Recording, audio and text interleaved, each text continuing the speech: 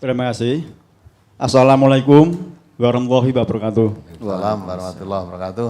Nama saya Suyarno dari Ngelorok, Sragen, Pak. Oh, Sragen ya. Ya. Kami ingin sampaikan dua permasalahan atau pertanyaan. Yang pertama, jujur saja Pak, saya ini bukan orang MTA atau bukan warga MTA. Kita potongan nih. Saya ini secara umum Pak, Islamnya secara umum, bukan Muhammadiyah, bukan NU, bukan LDI dan sebagainya. Ya. Awal mulanya saya ini tidak senang dengan MTA Pak. Ya. Pada waktu dengar radio MTA saya nggak senang. Ya. Tapi akhir-akhir ini saya sekitar 6 bulan Pak, setiap nyetel radio MTA saya sangat simpatik sekali setelah memperhatikan materi-materinya. Jadi apa yang dikatakan oleh Pak Ustadz benar sekali dan fakta. Ya. Orang itu benci karena belum tahu pada MTA. Nah, setelah saya tahu MTA, ternyata saya lebih mencintai segala-galanya Pak. Ya. Saya nyetel radio itu dari jam 5 pagi sampai jam 11 malam enggak pernah saya ganti. Ya. Saya panteng terus Pak itu Pak. Iya, ya. Alhamdulillah. Yang saya tanyakan Pak, Islam ini kan bercerai-berai menjadi beberapa golongan. Ada hadis yang dikatakan sampai 72 golongan, yang satu masuk surga. Nah, rencana saya itu saya mau masuk warga MTA Pak, mau menjadi warga MTA. Ya. Nah, karena saya belum tahu ilmunya, apakah ada dalilnya Pak Ustadz, kalau orang Islam itu harus menjadi salah satu golongan. Padahal zaman Nabi dan sahabat itu tidak ada yang menjadi golongan tertentu Pak, Ya. netral seperti saya ini. Jadi saya mohon penjelasan sebelum saya taklid, apakah ada dasarnya Pak harus masuk menjadi salah satu golongan. Ya. Yang kedua, rumah saya dekat masjid Pak, di mana dijelaskan bahwa seorang pria itu afdalnya sholat di masjid, sedangkan wanita utamanya di rumah.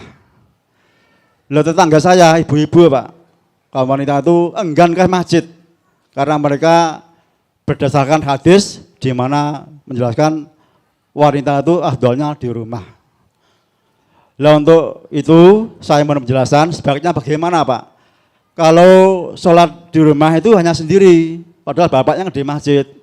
Lah kalau di masjid kan berjamaah. Lah bagi kaum wanita ini sebaiknya di rumah atau di masjid Pak? Mohon penjelasan. Terima kasih. Ini ada sambungan dari warga dari Kaltim Pak, dari Kaltim. Mari, silakan. Menyambung soal. Terima kasih Ya. dari saya. Wassalamualaikum warahmatullahi wabarakatuh. Waalaikumsalam warahmatullahi wabarakatuh. Mari. Assalamualaikum warahmatullahi wabarakatuh. Waalaikumsalam warahmatullahi wabarakatuh. Perkenalkan, nama saya Suhartanto, saya dari kerjanya di Kutai Barat, Kalimantan Timur, kalau aslinya dari Boja Kendal. Tapi lama di Kutai Barat sana, di Kaltim Pak Ustadz. Ya. Yang kemarin pertama saya ketik- ingin ya. menyampaikan rasa terima kasih pada Pak Ustadz, yang kemarin dah 3 minggu yang lalu dah dikirim guru Ya. atau ada peninjauan dari MTA Pusat, yaitu Pak Ustadz Sunardo sama Pak Ustadz Yoyo. Ya. Waktu itu ya kami ya mungkin hanya masih beberapa orang saja di sana. Intinya dari kami siap istiqomah untuk terus ngaji jika dari MTA Pusat berkenan untuk terus continue mengirimkan guru ke sana gitu Pak Ustadz. Intinya Ya. dari kami siap istiqomah terus ngaji jika memang dari MTA ini berkenan untuk mengirim guru ke sana gitu. Yang kedua ini dapat tugas nih dari ketua, dari pengurus di sana, nanti minta izin untuk matur ke Pak Ustadz bertemu. Nanti ada tiga orang kami dari sana, dari Kaltim, dari Kubar, ada 3 orang, nanti minta izin untuk ketemu pada Pak Ustadz Sukino. Ya, rencananya berapa bulan di sini?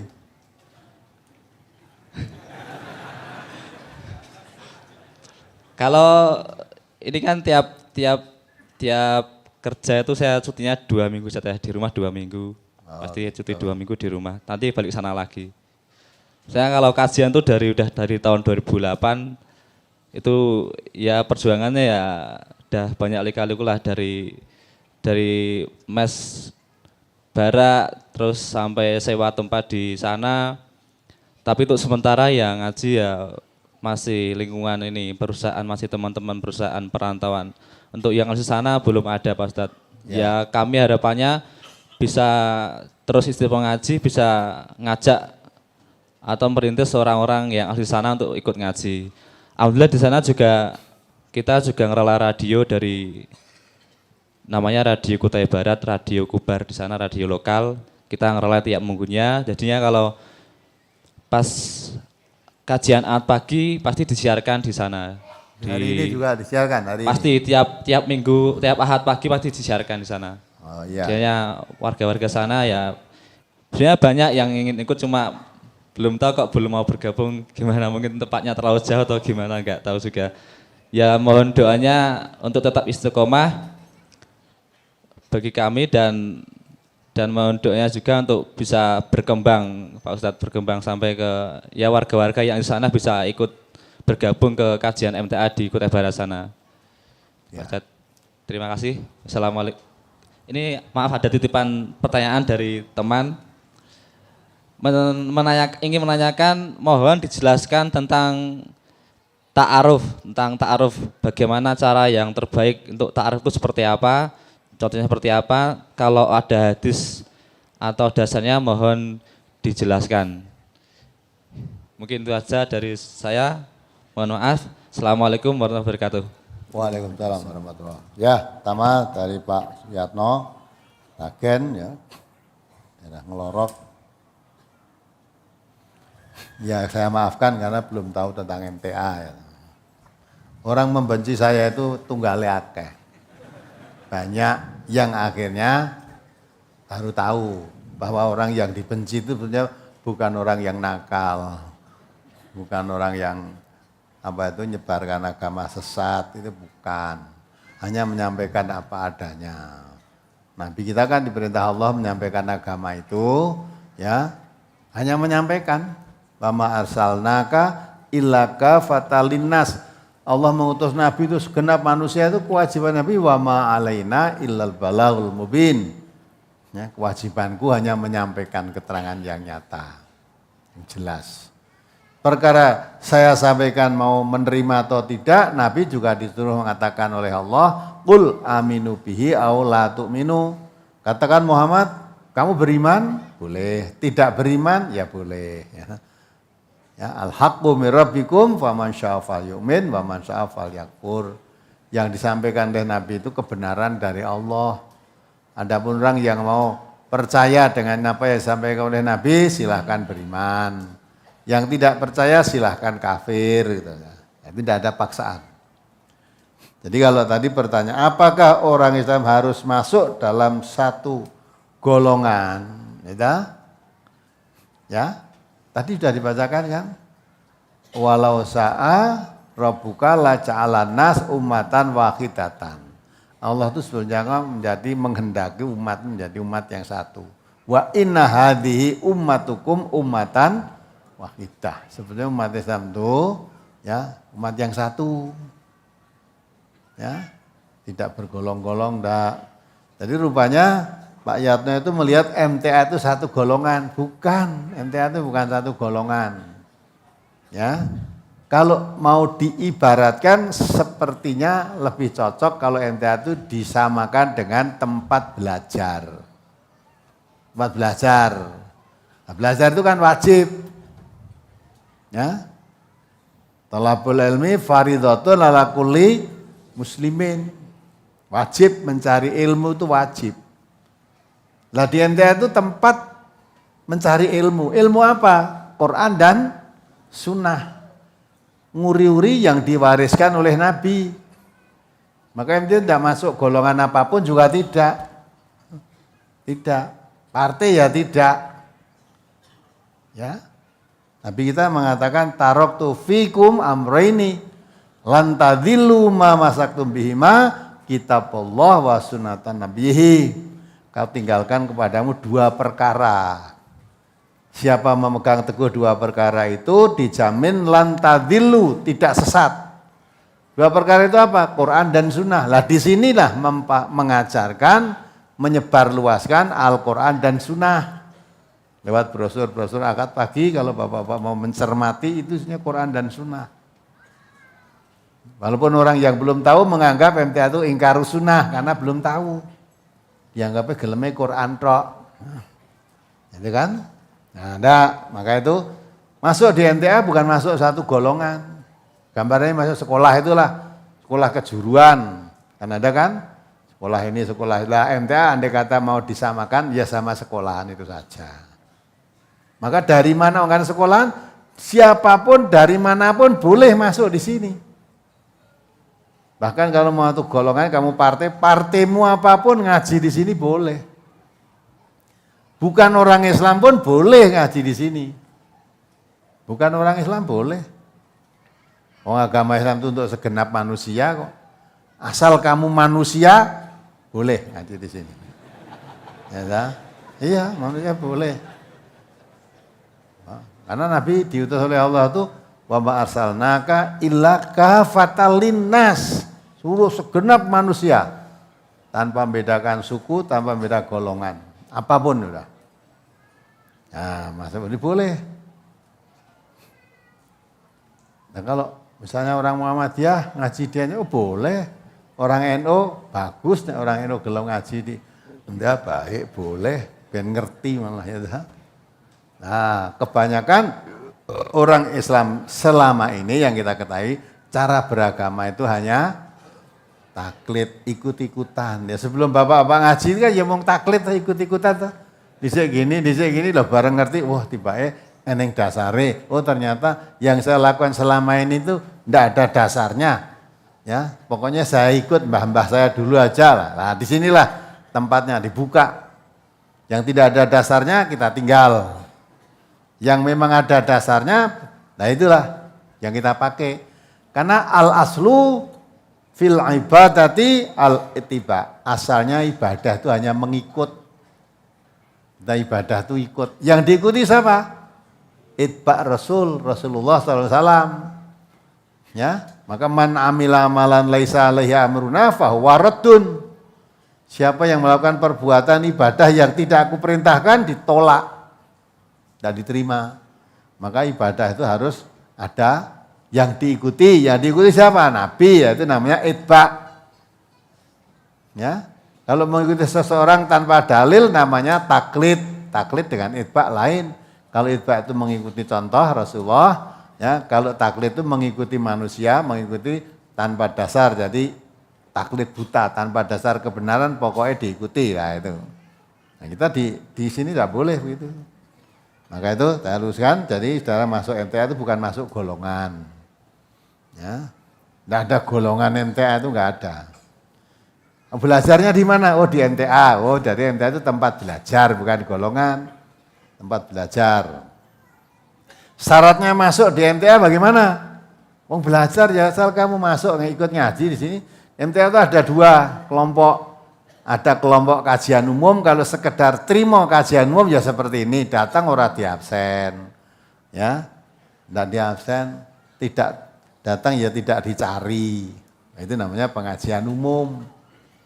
Ada lagi pengajian yang khusus, yang gelombang, cabang dan sebagainya. Itu kajian yang pakai absen. Tidak masuk, di absen ditanya kenapa kok tidak masuk. Ya, nah, apa sakit? Nah, kita praktek dalam mengamalkan yang kita pelajari. Nabi kita mengatakan, ya hak seorang muslim dan muslim yang lain, ya ada 6 situn. Hakul muslim alal muslim situn. Salah satu diantaranya kalau sakit jengoklah, kalau susah hiburlah, kalau dimintai nasihat nasihatilah. Nah itu antara lain. Oh enggak masuk karena sakit. Ya sudah berapa hari di mana lah kalau dijenguk. Mengamalkan. Kalau mati antar ke kuburnya. Ya itulah. Hingga dalam rangka itu maka perlu absensi. Yang tidak masuk biar tahu. Yang tidak masuk karena sakit tahu. Yang tidak masuk karena sibuk apa. Kalau mungkin bisa dibantu di kesibukannya. Nah itu kan. Nah itu semuanya dalam rangka untuk berusaha mengamalkan. Nah, kalau ingin yang rasa absen-absenan, ya sini akad pagi nih. Ya, datang ya alhamdulillah, tidak datang ya ora digoleki. Wong ngerti wae ora kok. Nah, omahmu ngendi lah. Lah kalau sudah masuk di yang di absen tadi ada kelompok di situ belajar. Salah satu di antaranya yang ditanyakan ya dari Kalimantan tadi, ta'aruf ya. Supaya satu sama lain itu ada saling kenal. Ta'aruf itu saling kenal mengenal. Ta'aruf mengenal. Ya, ini perintahnya Quran. Wa'tasimu bihablillahi jami'an wala tafarraqu, supaya tidak berpecah belah. Nah, Allah menciptakan manusia itu syu'uban wa qabaila li ta'arafu. Allah menciptakan manusia yang banyak ini bersuku-suku, berbangsa-bangsa supaya satu sama lain saling kenal mengenal. Nah, bagaimana cara kenal mengenal? Maka kalau di kajian yang di absen itu kelompokkan, ada kelompok, kalau bisa kelompoknya jangan banyak-banyak, ya paling banyak 10 orang, satu sama lain supaya saling mengenal. Rumahmu mana, namamu siapa, nah, setelah itu tingkatkan menjadi tafahum, saling memahami. Tidak sekedar kenal tapi paham. Orang ini bagaimana, ekonominya bagaimana, keadaannya bagaimana, itu dikenali betul. Nah, tingkatkan lagi setelah saling mengenal, saling takaful, ta'awun, tolong menolong. Jadi jangan sampai kita mau menolong tapi keliru. Ya, keliru, tidak dikenal. Kita tolong terus ternyata orang itu memang malas. Ya, nah, kalau tidak misalnya ya mencari untuk makan hariannya nggak cukup, maka dikenal sebabnya apa? Untuk makan hariannya kok tidak cukup. Oh, ternyata setelah dikenal, oh memang malas bekerja. Ya, malas jangan diberi terus, nanti jadi Tarsan. Ngerti Tarsan? Nah, itu ya. Di NTH tidak boleh, ada Tarsan-Tarsan itu harus diberantas. Tidak boleh gandul. Ya tak? Maka ini praktek zaman Rasulullah, ada orang meminta-minta, panggil Rasulullah. Kamu dikasih alat, ya, saya cabit apa pecok itu ya. Kamu cari kayu di hutan sana, kamu jual lebih baik daripada kamu minta-minta. Nah, itu kan, jaga ke orang jangan jadi gandul. Praktekkan. Islam itu harus sehat, ya, ekonomi ya sehat, tapi perwira gitu lah. Nah, itu dididik di situ. Menggandul tok ya, serah jadi rapi nanti. Nah, itulah antara lain itu kegiatan yang sekelumit kecil yang diajarkan, yang bisa terangkan di sini. Maka itu, ya, kalau masuk MTA jangan merasa masuk menjadi golongan, enggak bukan golongan. Siapa boleh, dimanapun boleh. Ya, justru MTA di mana-mana mendirikan tempat belajar, tidak mendirikan masjid. Nanti antara lain yaitu khawatir nanti dianggap golongan. Karena di mana-mana sudah ada masjid. Maka warga MTA kalau sholat jamaah 5 waktu, masjid di mana di kampungmu ada yang dekat, nah di situlah. Nah, untuk ngaji MTA jangan membuat masjid. Membuat saja gedung untuk pengajian. Memang di situ tempat pengajian. Kalau MTA nanti membuat masjid, orang MTA mesti sholatnya di masjid. MTA lah nanti dicap loh. Kene wis nang masjid saja mendirikan masjid. Pancen orang MTA itu kalau sholat tidak sama-sama jamaahnya tidak mau sholat di sini, terus kayak masjid sendiri, enggak, kita hindari itu. Nah, kecuali kalau di situ sholat di masjid sudah enggak boleh. Masjid yang kampung di sholat itu MTA tidak boleh, baru kita mendirikan masjid sendiri. Ya, seperti di Bluro, Bangkerep itu sholat ya tidak boleh. Ya sudah kita mau sholat orang dadi imam, orang dadi khotib, mau makmum sholat merah itu. Ya sudah kita dirikan. Ya, tapi yang lain-lain kalau memang masih ada di sekampung itu ada masjid, tidak usah kita dirikan masjid. Lah kecuali kalau satu kampung kok reneng masjidnya, nah kita perlu dirikan masjid. Nah, ya.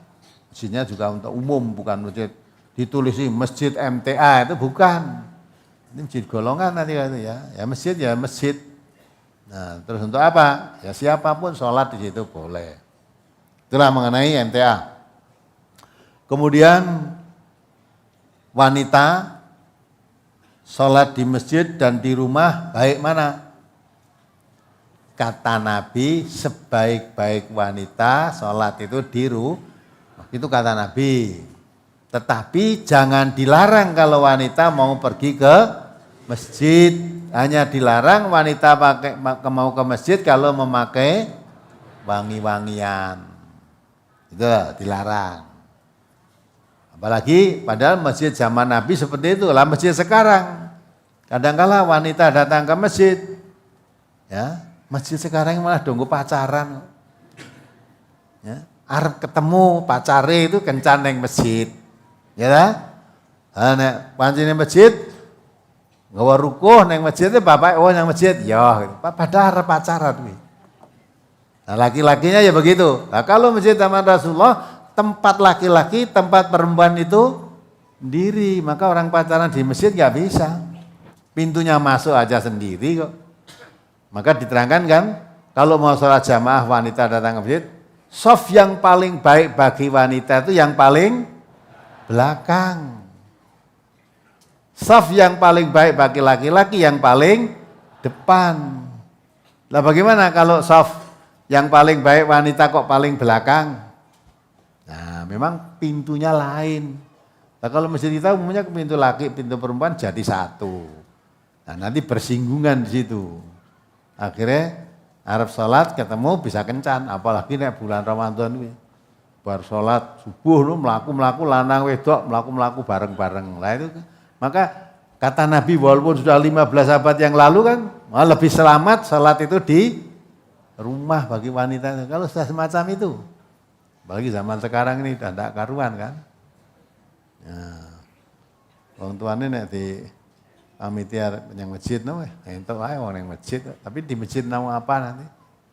Tidak tahu. Nah, jadi kalau tanya yang paling baik menurut hadis Nabi di rumah. Yang masjid jangan dilarang. Ya.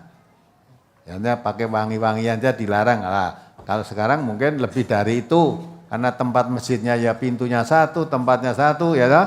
Nah, umpama dilarang untuk ke masjid ya tidak masalah walaupun tidak pakai wangi-wangian, tempatnya memang tidak terpisahkan laki dan perempuan itu. Ya. Kemudian yang selanjutnya dari Kalimantan tadi, ya insya Allah terbalik kalau kamu mengatakan asal nanti Ustaz mau ngirim ke sana istiqomah, saya mau ngaji dengan istiqomah, terbalik. Kami ngaji dulu dengan istiqomah, kalau memang kamu mau ngaji dengan istiqomah, bisa saya kirim guru. Ya, bukan saya ngirim guru dulu baru muridnya. Enggak, terbalik itu. Ya. Maka ada dulu. Jadi kamu ada dulu baru kita datang. Bukan kita ada terus celuk ana muridnya. Enggak. Wong golek sekolahan.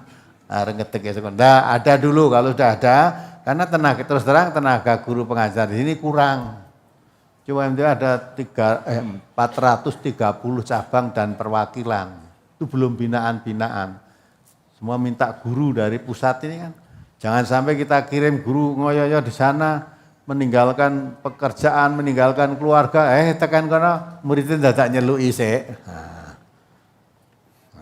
kalau sudah ada siap istiqomah, ya, hujan atau tidak hujan, hari masuk harus masuk. Nah, kalau yang di absen itu tadi di pusat ada peraturan, tidak masuk pengajian tanpa keterangan 3 kali berturut-turut, corek, keluarkan. Yang minggu pagi ora. Minggu pagi ora mlebu setahun, kok lagi muncul kayak Pak Umar tadi tidak apa-apa. Tidak dikeluarkan. Ya, nah. Kalau maksud dia tidak masuk 3 kali, corek. Ya. Ngaji kok enggak absen corek-corekan barang kok kaya pengajian liyane ra eneng. Lah mula gandeng pengajian liyane ya eneng, aja ngaji ning kene, ngaji liyane. Seneng kono mlebu entuk, ora mlebu ya entuk, lah kuwi lah enak kuwi. Ya ta? Tanamkan di sini, kita sekolah golek ijazah, paling banter sekolah golek ijazah, nek wis dadi pegawe, nek dadi pegawe apa? Nggo golek isine kakus. Ya enggak? Kuwi wae nek sekolah ora tenanan ya ditokke kok gurune ra entuk. Padahal yang mau didapat apa?